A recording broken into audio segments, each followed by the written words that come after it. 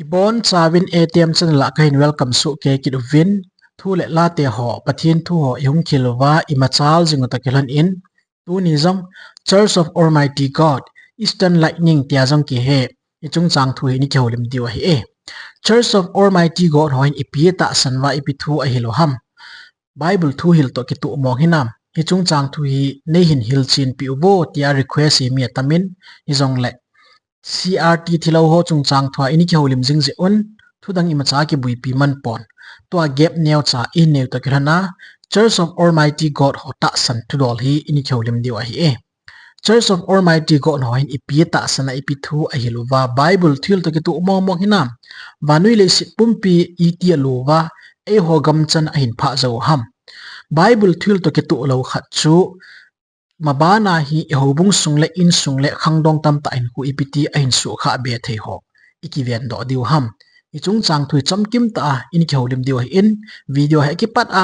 a chei chan ge lunglut ta in ngei diwin pakai min ka tim su ke be Church of Almighty God hi igam wa hong ki za kal kum som la nga lang pi hong waltan hobung ho le Bible thil zo sin na sa mo le gel kho lo ta banga ikoi lai ta win icha teu inaw teu khangdong nunga gul hang mi tam ta hi chi thula ki bul phua o dana tol do thei ta lo mi tam ta ma he Christian gam gi sa win Bible thil bang ta a chi ding le ki pui ding hi ichi pi thu pi pe na hi ya chu Bible thil to ki tu lo khat ta san hunging tha ji ho hi pathin thu ni pi se mongam ti hi vet chin pe pe ya mi pi lungbui le hobung buin hoi su lapa sei china het chit sa ding hi ina to pi pen le ibui pi diu lin pen chu he ti hi tu nya pa kai mena ka phon do nom in hi chi mo pu na pen chu neu khat be agi su bulit theile ti a tu nya hi chung chang thu hi ka hin sei ko in koi tabang lungbui na nei le lungop kai na nei jing yum wa hi le hi chi phat kilam hi la wa ki chen ta het thim thein ninga pathin lagaw thing pan pina ki thom diu hi pakai mena ka tiam no mai e ama spena ka do nom chu what is the Church of Almighty God hi chi hobung hi Henan province china ga ma hong ki panai in hong ki phu do na kum chu 1991 a hi a hi Eastern Lightning a hi le CAZ tia jong ki he a hi win hi chi CAZ chu Church of Almighty God achom lama ki sei na he New Religious Movement and Cult tia jong Christian ro sin to hi a hi ta na hi vanuya hi chita san le anung zui mi him hi laksom thum le som ni ka aling ta na hi chule wangsi ta ti ding ham 1995 kuma ke pachun Chinese government in hi chi hi evil cult Zi Jiao ti in ben anibol in a he founder and key figure la adinga thu pi pen la poi mo pen Yang Jiangbin ama hi hat chungnung pathin ta sa anu mai Jesu Krista hong ki phung tia ata san no cho hi in mi poi mo pen le alam kai pen a he Zhao Weizhen ama hi a hi le physics teacher primary human leader akiti in ani ta hlonai Henan province se na ga ma hong ki pan hlona ama te ni hi alubu lin pen hilon cho hi e Yang Jiangbin ama hi 1991 kuma thu phu na hin patna hi cha a movement hi hat ta hong cha la he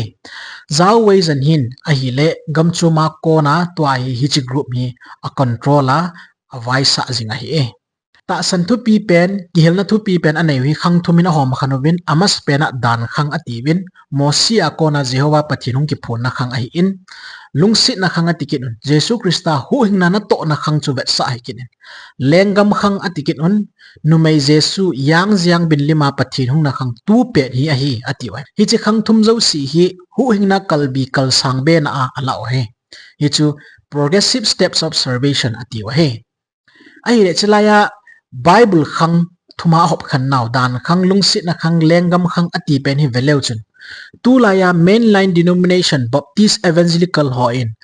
amoho doctrine thu pena ne dispensation ain khan dan thong ki tu cho pa khang cha pa khang thagaw khang dan khang lungsit na khang ta ain khano thong ki tu cha cho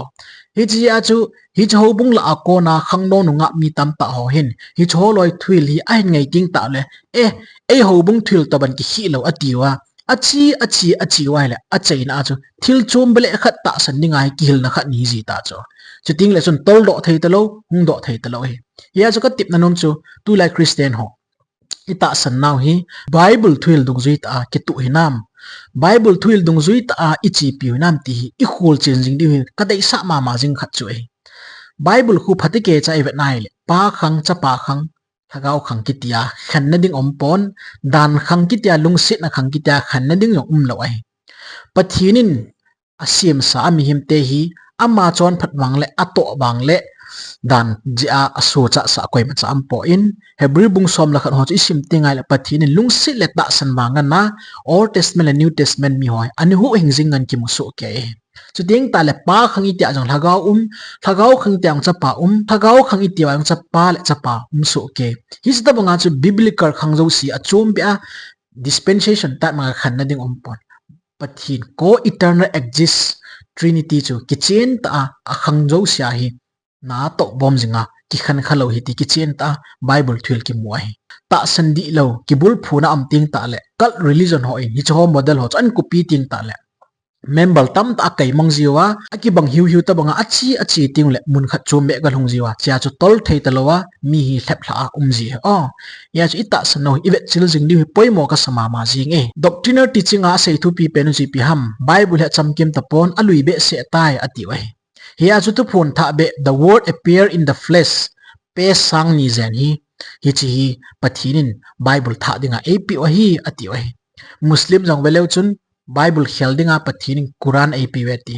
gmf dia jong veleu chun bible sanga hoizo le information le thugu kimzo ke man khenai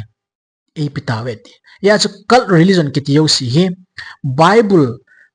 nim na ding le bible chumbol na dinga pathinin lekha bu tha api ti hoi anei su ke ya chu gmf dia hi ta church of almighty god hi ta muslim hi ta abon che kai cult movement ngan hi ti ki chin ta ki mudo he abale trinity doctrine ki ti hi zang ke ya ata san lo ai ji nge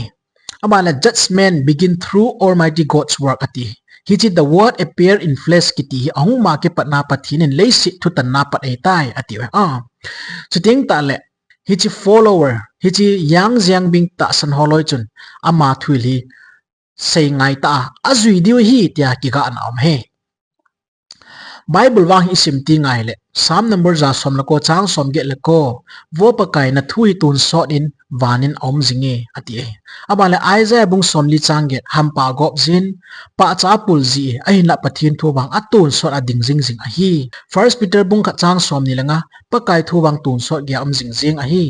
na za uwa ka hil hang lia ki pan thu pa chu hi chi a hi ati holy bible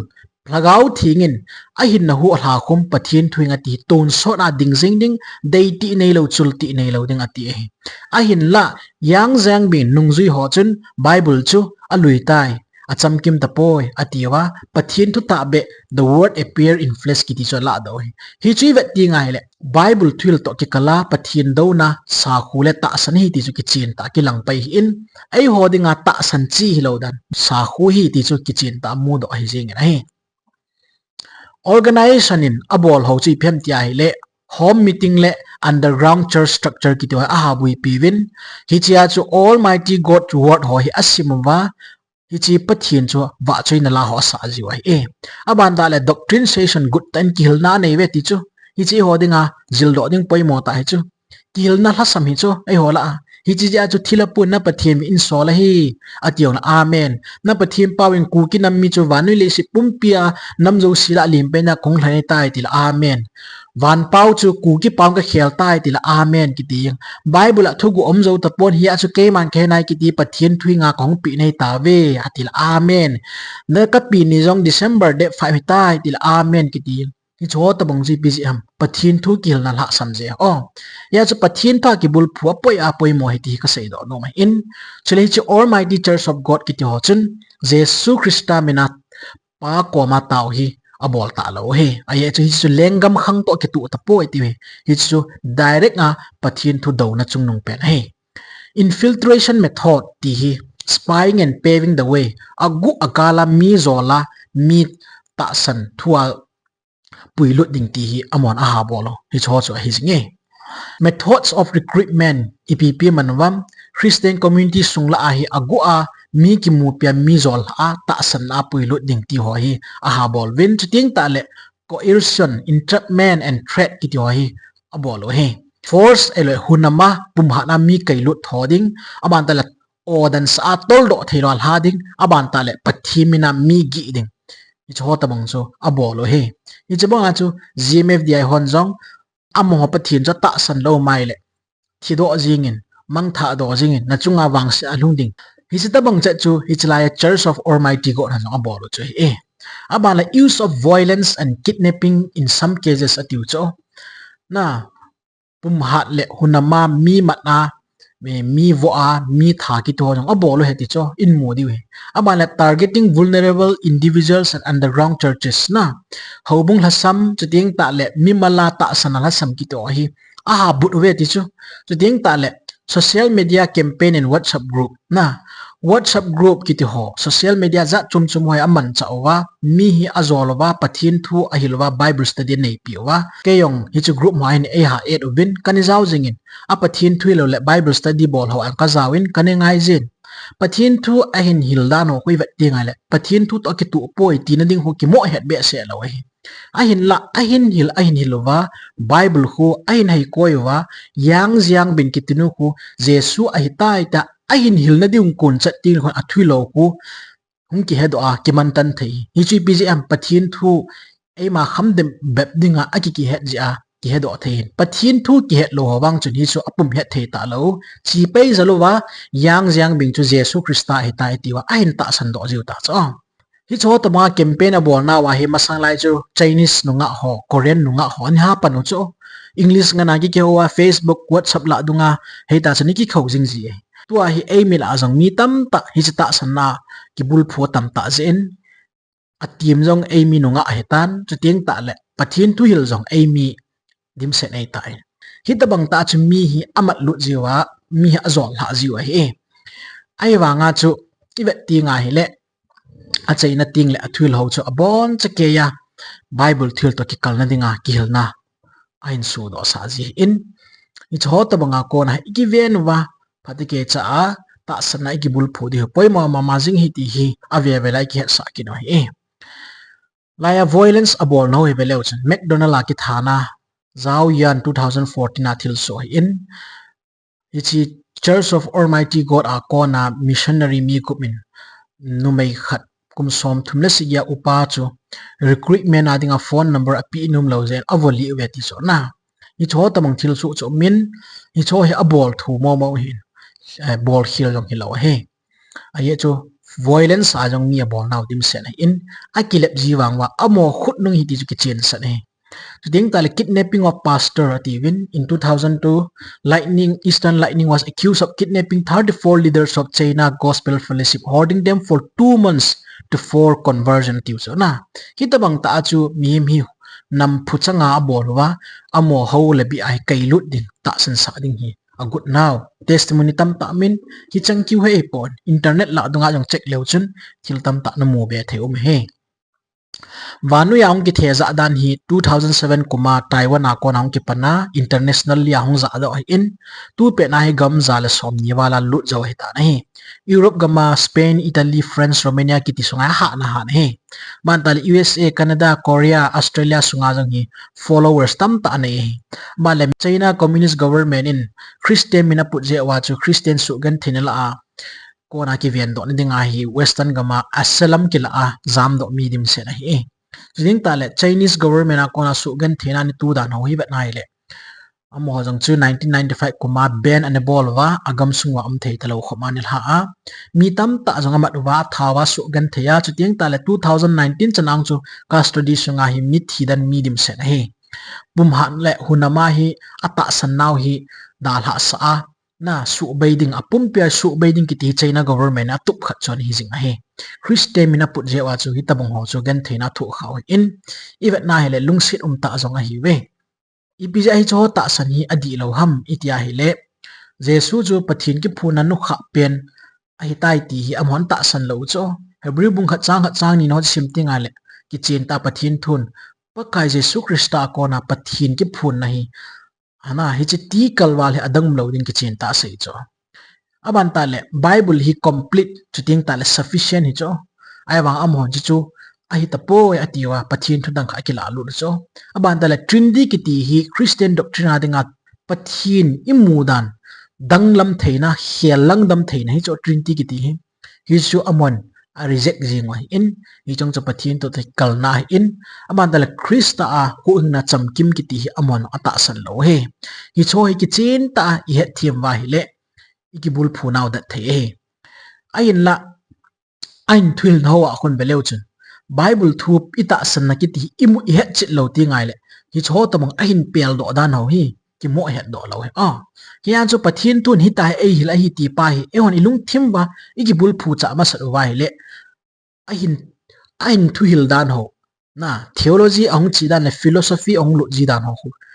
hi cho to in hong ki khial jap jap te ta chiting le chun hi chi thil di lo hi ti chu ki chin ta ki man do thai bible ki ti hi ei ho dinga pathin gam thun na te le isu chan do cham kim le khabu in chong le tun so na ding jing dai ti nei lo ding pathin lagau thing a hin na ho la khum chu e chong le bible abbreviation full form chu basic instruction before leaving art ki ti le si chu ni khat ti long ki chai te ding ai hi chi ong ki chain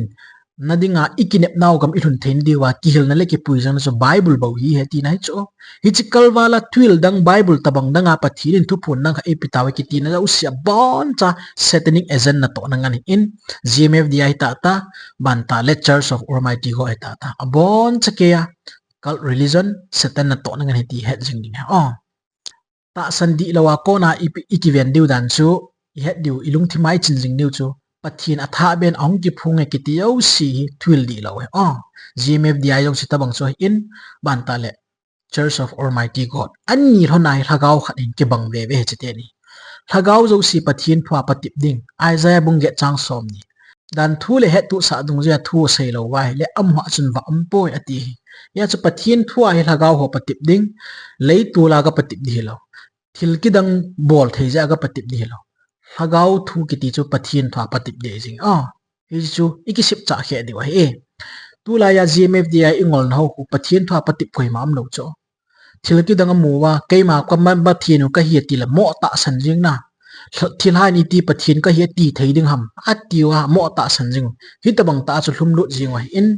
ya chu pathin thu ki ti abo hi hagau patip ding hi ti i het di wa he Christian community la ki khental na hin sim do hoi chi thei ngai gmfdi bonga leitul bo si a mi ko na le challenge ki bol no ki ti ki khental na in ni cho tamang so iki chi thei dingu chiting ta le yaw jan bin ta san na dinga chaina ga ma jesu bo se ga ta san thei ding ki tong ki khental na in ni cho zo si satanic agent ngan hi ti het di wai chiting ta le ibon chawai bible twil buldi ta ki phu cha khe ding chi idam naw le lepna izona pen theisun hungi dinga satan a ki cha pen cho pathin thu bible hi chi pathin thu hi aman akhang kha su mang dinga hin gut jinga in thu phun bung som la khat no bang hoi sim tinga le satan attacking the bible hi bo cho story ko ya chu pathin thu hi asu mang ting le aman gala zo ji cho hi chi a chu pathin thu wang chu tun sor a ding jinga ya chu satan no su mang zo ji lo cho ya chu mi mo philosophy za chom chom le kil na dang lam za chom chom ai hung lu ji a ta san na neu cha cha he koi ting le mi lung thimi a hin zo ting ta le mi hem chun pathin a hin do do ting chu satan gal zo na hi ji cho ya chu pathin tha ki bul phu na hi na sata a ineyo nga ye ti hi ikitip naw avel vela hi jinga hi a chaina het nyang ka seinon chu the church of almighty god ki ti kal group a hi in bible to ta christian to li ta zo si sel manga milung thimbola ki ta san sa ding go ho hi win a thul di lo now het chen hin christian sung ta san ta le dat ta hui bit ding ai hi che bo chu e ho dinga I bol theo to pi pen hin hi also test all the spirit by scripture stand firm in biblical truth and warn others lagaw zo si pathin thwa patip su ke yun bible to ta ding dat nun midang ho het chit sa jingwan chu tu nya ikitip naw le ikiko naw in hitabang kil na hong lo hakiti hi pathin thu do na pathin thu gel nep na pathin thu hiel a thildang khat pathin thu dana gel na ding ta san na in hi chu kichen ta antichrist satan na to na in tu nya pana iki het thiam ba pathin thwa idin dat diwi ikitip nom na singe pathin phathei bo pi taw han